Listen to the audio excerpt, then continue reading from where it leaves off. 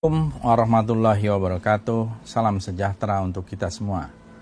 Saudara-saudara, beberapa hari ini kita diramaikan oleh sebuah polemik tentang hilangnya seorang tokoh yang sangat penting dalam sejarah, dalam kamus sejarah yang diterbitkan oleh Kementerian Pendidikan dan Kebudayaan. Tokoh itu adalah Kiai Haji Hashim Asy'ari. Kiai Haji Hashim Asy'ari seorang tokoh yang juga telah menjadi pahlawan nasional, pendiri Nahdlatul Ulama, dan penggagas dan yang mengeluarkan resolusi jihad tahun 1945 sehingga menggerakkan arek-arek Surabaya untuk melawan upaya kolonialis baik Inggris maupun Belanda untuk kembali menjajah Indonesia, ternyata tidak ada di dalam kamus sejarah. Hilangnya Kiai Haji Hashim Asy'ari dari kamus sejarah ini adalah sebuah peristiwa yang menurut saya sangat penting. Karena kamus ini dibuat, diterbitkan, dan telah ada ISBN-nya oleh Kementerian Pendidikan dan Kebudayaan.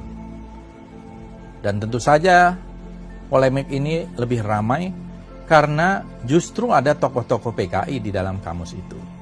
Ada tokoh PKI seperti Sneflit, Musso, Darsono, Aidit, dan lain-lain.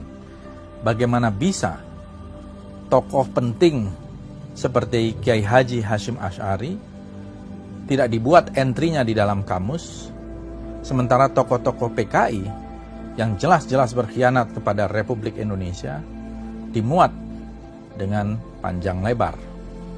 Ada apa dengan Kementerian Pendidikan dan Kebudayaan? Dan ini menurut saya memerlukan satu investigasi yang serius agar sejarah tidak dibolak-balik, agar sejarah tidak dibelokkan.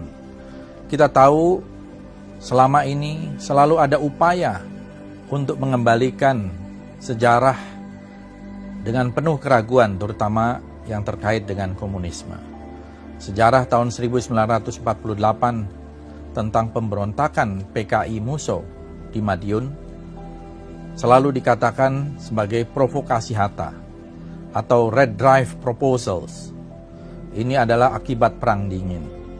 Begitu juga di tahun 65, mereka yang pro kepada PKI dan pro kepada sejarah versi PKI mengatakan bahwa itu adalah masalah internal Angkatan Darat. Itu bukan kudeta dari PKI. Saudara-saudara, dalih semacam ini adalah sebuah dalih yang bukan baru. Tetapi kita tahu bahwa semua buku kesaksian dan juga pelaku-pelaku ya, yang waktu itu masih hidup, yang kita percayai, dan mereka adalah orang-orang yang pro kepada Republik seperti Muhammad Hatta, menjelaskan peristiwa 48 adalah sebuah kudeta yang didalangi oleh Musso dan kawan-kawan ingin menjadikan Republik Indonesia menjadi negara komunis, bagian dari Soviet ketika itu. Dan ini sebuah pengkhianatan karena mereka menusuk dari belakang ketika kita berjuang, berusaha melawan kolonialis Belanda, tiba-tiba PKI menusuk dari belakang pada saat yang sama. Begitu juga di tahun 65, para jenderal dibantai, dibunuh dengan sadis, disiksa, kemudian mereka dikuburkan di lubang buaya, dan besoknya Saudara Untung membuat pengumuman tentang Dewan Revolusi yang mengangkat dirinya sebagai pemimpin. Dan ini adalah tipikal dari kudeta PKI. Begitu juga Harian Rakyat pada 2 Oktober mengamini apa yang menjadi kudeta tersebut. Upaya pembelokan sejarah atau menghapus jejak sejarah ini sangat berbahaya, apalagi melalui institusi-institusi resmi negara seperti Kementerian Pendidikan dan Kebudayaan. Perlu ada investigasi di dalam Kementerian Pendidikan dan Kebudayaan. Apakah ada anasir-anasir yang memang pro-komunis, pro sejarah komunis, dan ingin menghapus sejarah itu?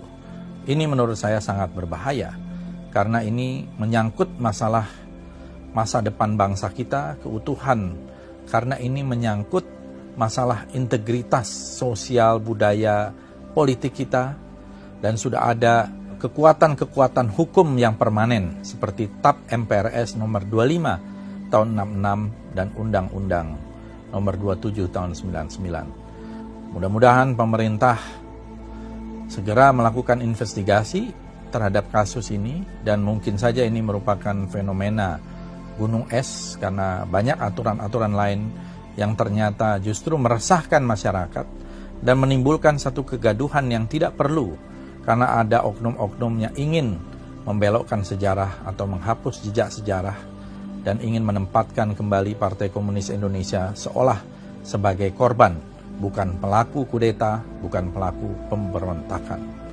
Terima kasih. Assalamualaikum warahmatullahi wabarakatuh.